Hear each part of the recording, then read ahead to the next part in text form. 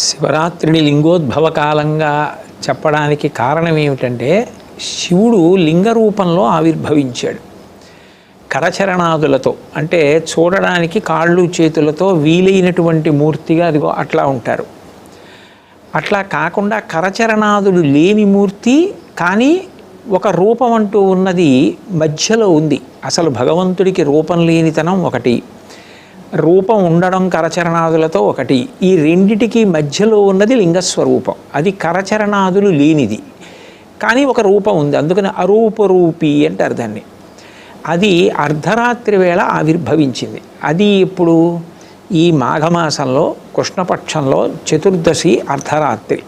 కరచరణాదులు లేకుండా కృష్ణుళ్ళ ఒక శివలింగ స్వరూపంగా ఆవిర్భవించాడు శివుడు. ఆ పాతాళ నభస్థలాంత భువన బ్రహ్మాండమా విస్ఫురత్ జ్యోతిస్ఫాటికలింగమౌళి విలసత్పూర్ణేందు అంతామృతై అస్తోకాప్లుతమేకమీశమనిశం రుద్రానువాకాంద్యపం ధ్యాయే తీప్సిత సిద్ధయే ధ్రువపదం విప్రోభిషించేచ్చివం బ్రహ్మాండ వ్యాప్తదేహ అంటారు. పాతాళం కన్నా కింద నుంచి అంతరిక్షం కన్నా పై వరకు లింగస్వరూపంగా ఆవిర్భవించాడు. అంటే ఇప్పుడు ఆ లింగంలోనే సమస్తము ఉన్నాయి, అన్నీ శివలింగంలోకే వెళ్ళిపోతాయి. లింగము అంటే గుర్తు ఏమిటంటే లింకారం లయమిత్యుక్తం, గకారం సృష్టిరుచ్యతే. లిం అంటే అన్ని ప్రాణులు ఎందులోకి వెళ్ళిపోతాయో, జగత్తంతా ఎందులోకి వెళ్ళిపోతుందో ఆ పరబ్రహ్మం లిం. మళ్ళీ ఎందులోంచి అన్ని ప్రాణులు వస్తాయో అది గా. లింగ ఆయనలోంచి అన్ని ప్రాణులు వస్తాయి, మళ్ళీ కొంతకాలం ఆయన ఎందే ఉంటాయి, మళ్ళీ ఆయనలోకే వెళ్ళిపోతాయి. సముద్ర కెరటం సముద్రంలో పుట్టి కెరటం అన్న పేరుతో కొంత ప్రయాణించి విరిగి పడిపోయి అందులో కలిసిపోయినట్టు. బ్రహ్మమునందు పుట్టి బ్రహ్మమునందు పెరిగి బ్రహ్మమునందు లయమైపోతాయి. అది కంటితో చూడడం కుదరదు. ఆ బ్రహ్మం అది చూడ్డానికి వీలుగా ఒక గుర్తుగా వచ్చారు కాబట్టి దానికి లింగమని పేరు. ఆ లింగము ఆవిర్భవించింది అర్ధరాత్రి, అది జ్యోతిర్లింగం అన్నారు. అంటే అర్ధరాత్రి దీపం కంటిని బాగా ఆకర్షిస్తుంది.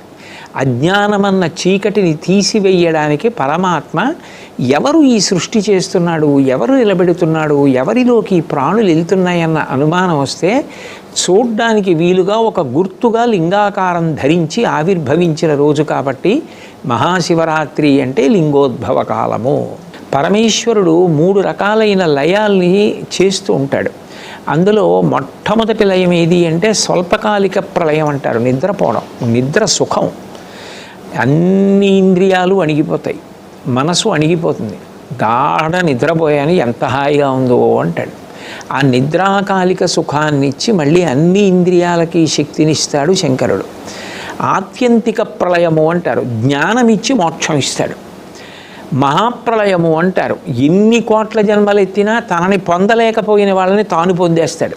మైనపు ముద్ద నల్లపూసల మధ్యలో వచ్చి పడింది అనుకోండి, నల్లపూసల మైనపు ముద్దకు అంటుకుంటాయి. నల్లపూసల ప్రయత్నం లేదు, మైనం ముద్ద వచ్చి పడింది కాబట్టి అంటుకున్నాయి. అలా మహాప్రళయంలో తాను ప్రాణుల్ని పొందేస్తాడు. ఈ ఉపకారాలన్నీ చేసేటటువంటి వాడెవరో ఆయన యందే ఈ జగత్తంతా ఉంది. ఉన్నప్పుడు ఆయన గురించి ఆలోచిస్తూ ఆ రోజున లౌకికమైన నిద్రపోకుండా కేవలము పరమాత్మకి సంబంధించిన ఆలోచనలతో ఉండాలి. అంటే ఇంద్రియములు ఆయన పరం కావాలి. చెవితో భగవన్నామ సంకీర్తనం వినడం, నోటితో భగవన్నామ సంకీర్తన చెయ్యడం, చేతితో శివార్చన చెయ్యడం, కళ్ళతో భగవన్మూర్తిని చూస్తూ ఉండడం. అంటే ఆ రోజు రాత్రి నిద్రపోకుండా తెలివిగా ఉన్నారు. ఎట్లా అంటే ఇతర ప్రయత్నముల చేత నిద్రను ఆపడం ప్రధాన ప్రయోజనంగా కాదు. ఎవరి యందు అసలు ఈ సమస్త బ్రహ్మాండములు ఉన్నాయో వారిలో మీరు కూడా ఉన్నారుగా, బ్రహ్మాండముల యందు మీరు కూడా ఉన్నారు కాబట్టి ఆయన యందు మీరున్నారన్న భావన ధృతరం అయ్యేటట్టుగా ధ్యానం చేసే కాలాన్ని జాగరణ అంటారు. పెద్ద పాపమే చేసి ఉండవచ్చు, ఆ పెద్ద పాపానికి తగినంత ఫలితాన్ని మాత్రం నాకు ఇవ్వకండి. అంత పెద్ద అశుభవార్త నేను వినేటట్టుగా చేయకండి. దానివల్ల నేను తల్లడిల్లిపోయేటట్టుగా నన్ను మార్చకండి. జీవితాంతం ఏడవలసినంత పెద్ద పెద్ద శిక్షలు నాకు వెయ్యకండి. మరి నీ పాపం ఎలా పోతుంది? నన్ను అనుగ్రహించండి. నేను తప్పు చేశాను. ఎందుకు చేశాను? మీరున్నారని తెలియక చేశాను ఒకప్పుడు ఆ పాపం. ఇప్పుడు తెలుసుకున్నాను మీరున్నారని, కాబట్టి నేను చెయ్యను. ఇప్పుడు నేను ప్రయత్నపూర్వకంగా ఏ తప్పు చెయ్యట్లేదు, కానీ అప్పుడు చేశాను. ఈశ్వర, మీరు నన్ను మన్నించి ఆ పాపము యొక్క ఫలితాన్ని ఇచ్చేటప్పుడు బహు తక్కువ చేసి ఇవ్వండి, నేను భరించగలిగేలా ఇవ్వండి తప్ప నేను భరించలేనంత దుఃఖాన్ని నాకు ఇవ్వకండి. ఇది నోటితో అడగక్కర్లేదు, ఈశ్వరుణ్ణి ప్రార్థన చేస్తాడు. వాడొకడు ఉన్నాడన్న నమ్మకం కలిగింది. వాడు ఉన్నాడన్న నమ్మకం ఎలా కలుగుతుంది? వాడి కంటి ముందు కనపడుతున్నాడా? కాదు, జరుగుతున్న సంఘటనల చేత నిరూపించుకుంటాడు. ఆయన్ని ప్రార్థన చేస్తే ఆయన తప్పిస్తాడు, ఆయన కాపాడతాడు, ఆయన రక్షకుడు. అందుకే తప్పకుండా భగవంతుణ్ణి ప్రార్థన చెయ్యాలి. మనకి ప్రార్థన చెయ్యడం ఎలా చెయ్యాలో కూడా చేత కాదు అంటే మన పనుపున మన కోసమని శంకరాచార్యుల వారు ప్రార్థన చేశారు. ప్రార్థన చేసి లోకానికంతటికీ కూడా చదువుకోవలసినటువంటి అద్భుతమైనటువంటి స్తోత్రాన్ని ఇచ్చారు. చాలా తేలిక మాటలతో ఉంటుంది. షట్పదీ స్తోత్రం అని, అది నాకు నోటికి రాదండి, నేను ఎప్పుడూ చదవలేదండి అంటే అంతకన్నా దారుణమైన విషయము లోకంలో ఇంకొకటి లేదు. షట్పదీ స్తోత్రం వచ్చి ఉండాలి. ఒకవేళ రాకపోతే కనీసంలో కనీసం షట్పదీ స్తోత్రం తప్పకుండా ఇంట్లో ఉండాలి. చాలా తేలికగా ఉంటుంది షట్పదీ స్తోత్రం. అవినయమపనయ విష్ణోహో అని ప్రారంభం అవుతుంది. భగవంతుడి దగ్గర చేరేటటువంటి 4 రకములైనటువంటి భక్తులు కూడా ఆర్తో జిజ్ఞాసురర్థార్థి జ్ఞానీచ భరతర్షభ, నలుగురు ప్రార్థన చేయవలసినదే. ప్రార్థన చెయ్యకపోవడం అన్నది లోకమునందు ఉండదు. కాబట్టి చక్కగా మన కోసం ఎవరో ప్రార్థన చేయడం కాదు, మన కోసం మనం ప్రార్థన చేసుకోవడం నేర్చుకోవాలి. అవినయమపనయ విష్ణో దమయ మనః శమయ విషయ మృగతృష్ణాం భూతదయాం విస్తారయ తారయ సంసార సాగరతః దివ్యధునీ మకరందే పరిమళ పరిభోగ సచ్చిదానందే శ్రీపతి పదారవిందే భవభయఖేదచ్చిదే వందే సత్యపి భేదాపగమే నాథ తవాహం నమామ కీనస్త్వం సాముద్రో హి తరంగః క్వచన సముద్రో నతారంగః ఉద్ధృతనగ నగభిదనుజ ధనుజకులామిత్ర మిత్ర శశి దృష్టే దృష్టే భవతి ప్రభవతి నభవతి తిరస్కారః మత్స్యాదిభిరవతారైః అవతారవతావతా సదా వసుధాం పరమేశ్వర పరిపాల్యో భవతా భవతాపభీతోహం దామోదర గుణమందిర సుందరవదనారవింద గోవింద భవజలధి మదన మందర పరమందరమపనయత్వం మే. భక్తి శ్రద్ధలతో 108 నామాలు వినండి చాలు, నమస్కరిస్తూ. అలా చెప్తే ఏమైందో నేను తర్వాత చెప్తాను. అందుకే కొన్ని కోట్ల కోట్ల కోట్ల జన్మల తర్వాత తప్ప ఇవి వినరు అంది శాస్త్రం, ఇవి చదవరు. ఈ నామాలండి ఇంట్లో కూర్చొని చదువుకుంటే చాలు. అవి మహాదేవుడు, విరూపాక్షుడు, చంద్రశేఖరుడు, అమృతుడు, శాశ్వతుడు, స్థాణువు, నీలకంఠుడు, పినాకి, వృషభాక్షుడు అంటే వృషభము మీద కూర్చుని ఉండేవాడు కాబట్టి వృషభాక్షుడు, మహాజ్ఞేయుడు, పురుషుడు, సర్వకామదుడు, కామారి, కామదహనుడు, కామరూపుడు, కపర్ది, విరూపుడు, గిరిశుడు, భీముడు, సృక్కి, రక్తవస్త్రుడు, యోగి, కామదహనుడు, త్రిపురఘ్నుడు, కపాలి, గూఢవ్రతుడు, గుప్తమంత్రుడు, గంభీరుడు, భావగోచరుడు, అనిమాది గుణాధారుడు, త్రైలోక్యైశ్వర్యదాయకుడు, వీరుడు, వీరహనుడు, ఘోరుడు, విరూపుడు, మాంసలుడు, పటువు, మహామాంసాదుడు, ఉన్మత్తుడు, భైరవుడు, మహేశ్వరుడు, త్రైలోక్య ద్రావణుడు, బుద్ధుడు, లుబ్ధకుడు, యజ్ఞసూదనుడు, ఉన్మత్తుడు, కృత్తివాసుడు, గజకృత్తి పరిధానుడు, క్షుబ్ధుడు, భుజంగభూషణుడు, దత్తాలంబుడు, వీరుడు, కాశినీ పూజితుడు, అఘోరుడు, ఘోర దైత్యఘ్నుడు, ఘోరఘోషుడు, వనస్పతి రూపుడు, భస్మాంగుడు, జటిలుడు, శుద్ధుడు, భేరుండక తసేవితుడు, భూతేశ్వరుడు, భూతనాథుడు, పంచభూతాశ్రితుడు, ఖగుడు, క్రోధితుడు, విష్ణురుడు, చండుడు, చండీశుడు, చండికాప్రియుడు, చండుడు, తుంగుడు, గరుత్మంతుడు, అసవభోజనుడు, లేలిహానుడు, మహారౌద్రుడు, మృత్యువు, మృత్యు అగోచరుడు, మృత్యువు, మహాసేనుడు, శ్మశానవాసి, అరణ్యవాసి, రాగస్వరూపుడు, విరాగస్వరూపుడు, రాగాంధుడు, వీతరాగ శతార్చితుడు, సత్వగుణుడు, రజోగుణుడు, తమోగుణుడు, అధర్ముడు, వాసవానుజుడు, సత్యుడు, అసత్యుడు, సద్రూపుడు, అసద్రూపుడు, అహేతుకుడు, అర్ధనారీశ్వరుడు, భానువు, భానుకోటి శతప్రభుడు, యజ్ఞస్వరూపుడు, యజ్ఞపతి, రుద్రుడు, ఈశానుడు, వరదుడు, నిత్యుడు, శివుడు. ఇవి 108 నామములు. త్రిశూలం మీద పడుకుని ఆయన చెప్పినటువంటి పరమపావనమైన నామములు. ఇందులో ఉండేటటువంటి రహస్యాన్ని మీరు అర్థం చేసుకోండి. మనందరం కూడా పార్వతీ పరమేశ్వరుల యొక్క బిడ్డలమే. కానీ మనకి ఉన్నటువంటి బ్రహ్మదత్తమైన నేత్రము, సృష్టి అందియబడిన నేత్రము దేనికి ఉపయోగపడుతోంది? నన్ను మీరు క్షమిస్తే కామక్రోధములను అనుభవించడానికి. నామరూపాత్మకంగా లోకంలో మీకు బాగా ఇష్టమనిపించినది కామం తెచ్చి ఇంట్లో పెట్టడానికి, దాన్ని అనుభవించడానికి. అది అనుభవైక వేద్యము కాలేదు అనుకున్నా, వేరొకడికి దక్కుతోందన్నా క్రోధం వచ్చి వ్యగ్రతతో ప్రవర్తించడానికి. పేపర్లు తీస్తే అవే కదండి తెల్లారితే. కాబట్టి ఇటువంటి కామక్రోధములకు ఆ కన్ను పనికొస్తోంది. దాని వలన మీరు ఉపయోగమును పొందలేకపోతున్నారు. ఈ కన్ను త్రిగుణములలో తిప్పుతోంది. అందుచేత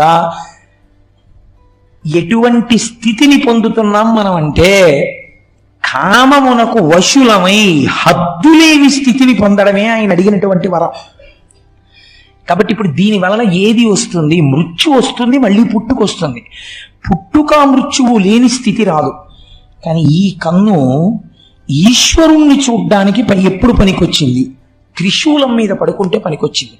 త్రిశూలం అనగా ఏమి అంటే సత్వ రజస్తమోగుణాతీతమైన స్థితి. సత్వం అంటే కొంతసేపు సంతోషంగా ఉండడం, రజోగుణం అంటే పరిగెడుతూ ఉండడం, ఏదో సంపాదించాలి, ఏదో తీసుకొచ్చేయాలి, ఆ వస్తువు తీసుకొచ్చేయాలి, కోరికతో ఉండడం. తమోగుణం అంటే కోపంగా ఉండడం, పడుకుంటూ ఉండడం, నిద్రపోతూ ఉండడం, అలసత్వం, బుద్ధిజాడ్యం, ఇవన్నీ తమోగుణం. మనం ఈ మూడింట్లోనే తిరుగుతాం. కాసేపు సంతోషంగా ఉన్నట్టుంటాం, టికెట్లు ఇస్తున్నారు, కౌంటర్ తీశారనేటప్పటికీ ఎగబడిపోతాం, ఓ లైన్లో కూడా నిల్చాం. అప్పుడు మనని రజోగుణ ప్రకోపం, అక్కడే దెబ్బలాడుకోవడం, తమోగుణ ప్రకోపం. ఆ తర్వాత మైకట్టుకుని ఎవరో అరిస్తే లైన్లో నించోవడం, సత్వగుణం. కాబట్టి ఏమైంది? నిన్న దెబ్బలాడుకున్న వాళ్ళే మర్నాడు పూజకు పట్టుపంచ కట్టుకుని వచ్చి ఎంతో భక్తి ప్రపత్తులతో పూజ చేస్తాడు. ఏమనుకోవాలి? సత్వగుణం. మీరు కావలసిన కోరిక కోరుకోండి అని అనడమే భయం. నీ పాదముల యందు అచంచలమైన భక్తి నిమ్మనడం, ఏదో కోరికలు కోరుతాడు. రజోగుణం. ఈ 3 గుణములలో తిరగకుండా 3 గుణములకు ఆధారమైనటువంటి నిర్గుణం ఒకటి ఉన్నదే, అది శుద్ధ సత్వమును కూడా దాటిన స్థితి. అది త్రిశూలం. శంకరానుగ్రహంగా త్రిశూలం మీకు తగలాలి. ఈశ్వరుడు అనుగ్రహించాడు, తగిలించాడు. తగిలించి పైన పెట్టాడు. దృష్టికోణం మారి ఆ కంటితోనే చూస్తున్నాడు. కానీ ఇప్పుడు ఎలా కనపడ్డారు? తల్లిదండ్రులుగా కనపడ్డారు. వాళ్ళని చేరడాన్ని కోరుకున్నాడు, అంతే. ఇప్పుడు ప్రమథగణాలలో కింకరుడు అయిపోయాడు. ఇప్పుడు మరి శుక్రాచార్యుల వారి పరిస్థితి ఏమిటి?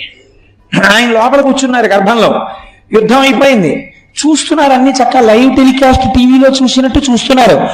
ఓర్నాయనో, నేను ఎవరి కోసం అందరినీ బతికించానో ఆ అంధకాసురుడు శివుడి ప్రమథగణాల్లోకి వెళ్ళిపోయాడు.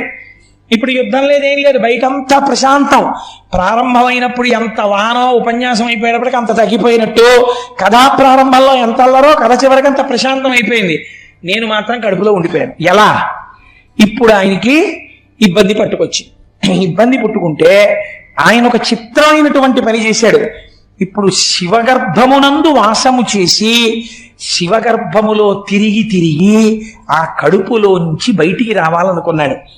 బయటికి రావాలని ఆయన ఒక గొప్ప స్తోత్రం చేశారండి శుక్రాచార్యుల వారు. శాస్త్రం అంటుంది, ఈ స్తోత్రం చదివిన, ఈ స్తోత్రం విన్నా అటువంటి వాళ్ళందరూ ఈ జన్మలో మళ్ళీ శంకరుణ్ణి చేరుతారు అని చెప్పింది.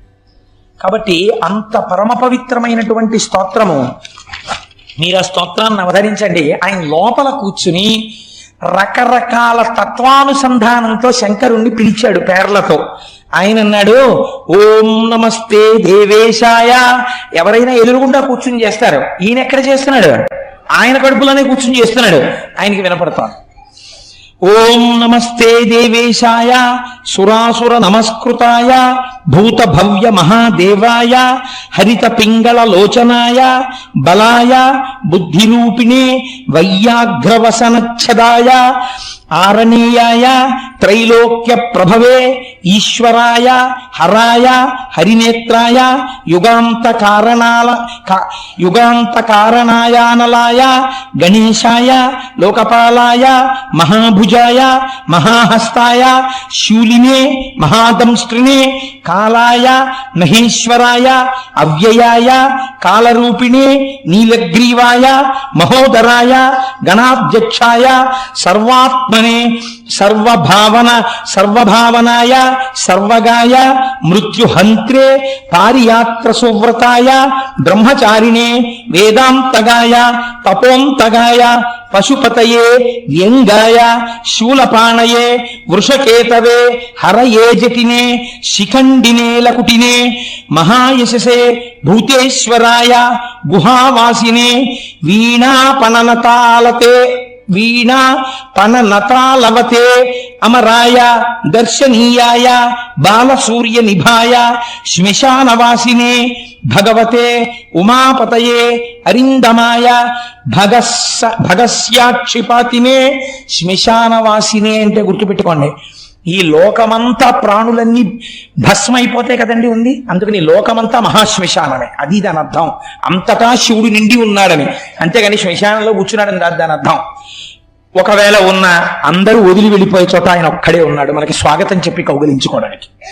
కాబట్టి శ్మశానవాసినే భగవతే ఉమాపతయే అరిందమాయ భగస్యాక్షిపాతినే పూష్టో దశనాశనాయ క్రూరకర్తకాయ పాశహస్తాయ ప్రళయకాలాయ ఉల్కాముఖయాగ్నికేతవే మునయే దీప్తాయ నిశాంతపతయే ఉన్మయతే జనకాయ చతుర్థకాయ లోకసత్తామయాయ వామదేవాయ వాగ్దాక్షిణ్యాయ వామతో భిక్షవే భిక్షురూపిణే జటినే స్వయం జటిలాయ శక్రహస్త ప్రతిస్తంభకాయ వసూనాం స్తంభకాయ క్రతవే క్రతుకరాయ కాలాయ మేధావినే మధుకరాయ చలాయ వానస్పత్యాయ వాజసనేతి సమాశ్రయ పూజితాయ జగద్ధాత్రే జగత్కర్త్రే పురుషాయ శాశ్వతాయ ధ్రువాయ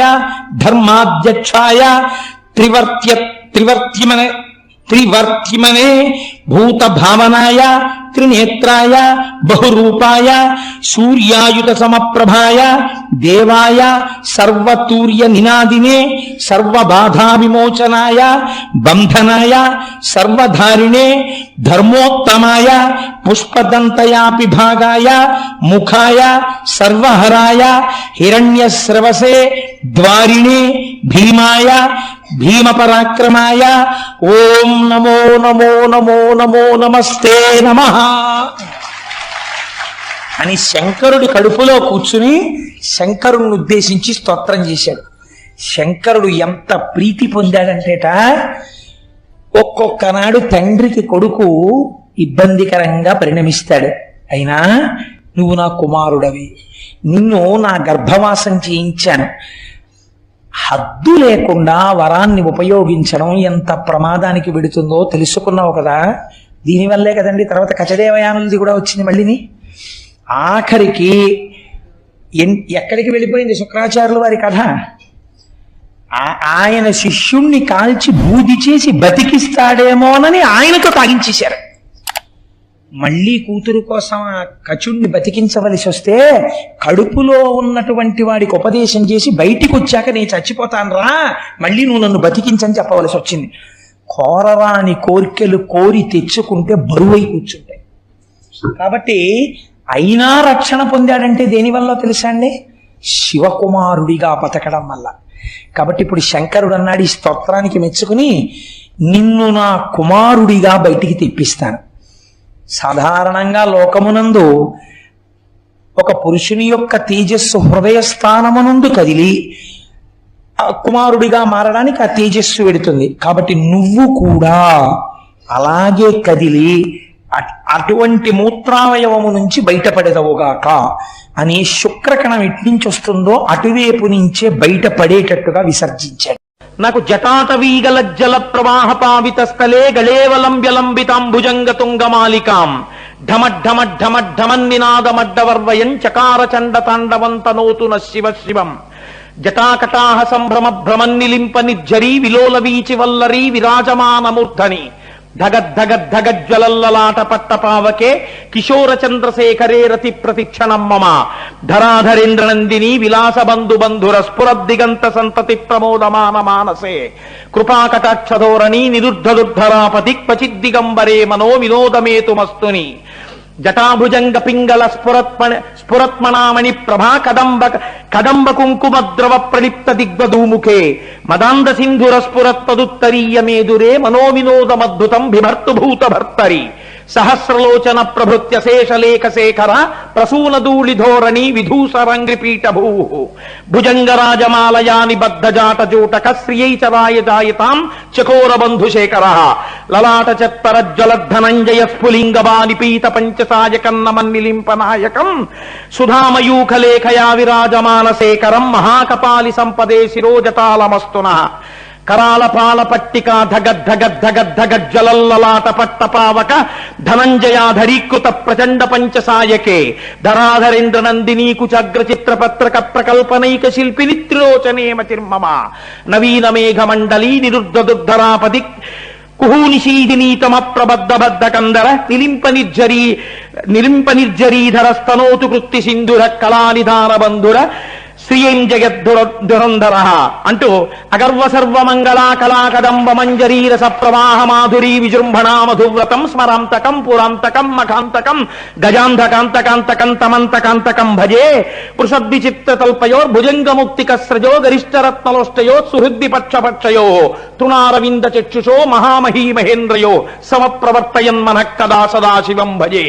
అటువంటి వాణ్ణి కదా నిలింప నిర్జరీని కుంజకోటరేవ సన్విముక్త దుర్మతి సదాశిరస్తి మంజలింవాన్ విముక్తలోలలోచనల్లలాటపాల లగ్నక శివేతి మంత్రముచ్చర సదాసుఖీ భవామ్యాం ఇమం హి ఏవ నిత్యమేవ ముక్తముత్తమం స్తవం పఠన్ స్మరన్ భ్రువన్నరో విశుద్ధివేతి సంతతం హరే గురౌ సుభక్తియాసు యాతి నాన్యధంగతిం విమోహనం విదేహినం సుశంకరస్య చింతనం అన్నాడు. ఇంత చెప్పి జటాకటాహ సంభ్రమ భ్రమన్నిలింప నిర్జరి ఆనంద తాండవం చేస్తున్నప్పుడు ఆ జటాజూటంలో ఉన్నటువంటి గంగ బింగి తిరుగుతున్నప్పుడు నీళ్లు ఎలా తిరుగుతాయో అలా తిరుగుతూ పైకి చిప్పిల్లుతున్నవాణ్ణి, జటలు అటు ఇటు ఊగిపోతున్నవాణ్ణి, ఆయన శరీరమును ఆశ్రయించి నిలబడలేక జారిపోతూ శరీరాన్ని గట్టిగా కరిచి పట్టుకున్న పావులున్నవాణ్ణి, ఆనంద తాండవం చేస్తున్నప్పుడు వేదికంతా భస్మతో నిండిపోయేటట్టుగా జలజలా రాలిపోతున్నటువంటి వాణ్ణి, పక్కన అమ్మవారు కూడా చూస్తూ నిలబడలేక సంతోషంతో లేచి తల్లి కూడా నాట్యం చేస్తుంటే జగత పితరం వందే అని ఇద్దరూ కలిసి చేస్తున్నటువంటి తాండవమున్న మూర్తిని ఏనాడు నేను గంగా తీరంలో స్నానం చేసి సైకతంలో కూర్చుని రెండు చేతులు శిరస్సు మీద పెట్టి కదా నిలింప నిర్జరీని కుంజకోటరేవ సన్విముక్త దుర్మతి సదాశిరస్తమంజలింవాన్ నేను లోపల పంచాక్షరి మహామంత్రం చేస్తూ అలా చూస్తుంటే నాకు వారణాసి శిఖర గోపురముల మీద నుంచి 3 నేత్రములు కలిగినటువంటి ఆ ఆనంద తాండవమూర్తి అయిన శంకరుడు నాకెన్నడూ దర్శనమిస్తాడో నేను ఉవ్విళ్ళూరుతున్నాను, నాకు శంకరుడు గురువయ్యిట్లు దర్శనమిచ్చుగాక అని స్తోత్రం చేశాను.